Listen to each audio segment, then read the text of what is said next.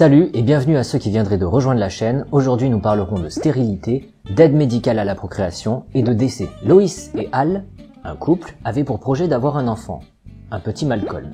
Mais il se trouve que Al tombe gravement malade et que le traitement qu'il doit suivre risque de le rendre stérile. Du coup, il effectue à titre préventif un dépôt de gamètes afin que sa femme et lui puissent ultérieurement bénéficier d'une aide médicale à la procréation.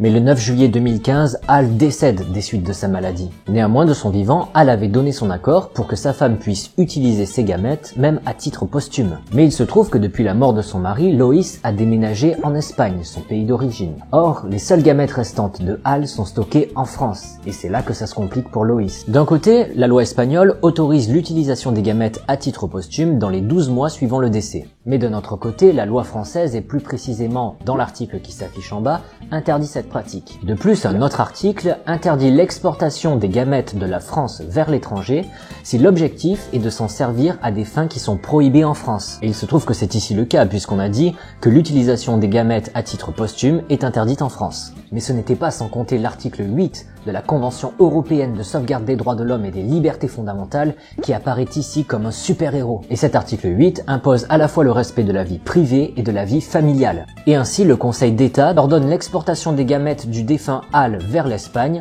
car la loi française porte selon lui une atteinte manifestement excessive au droit à la vie privée et familiale de Loïs, qui est garanti par l'article 8 de la Convention européenne de sauvegarde des droits de l'homme et des libertés fondamentales.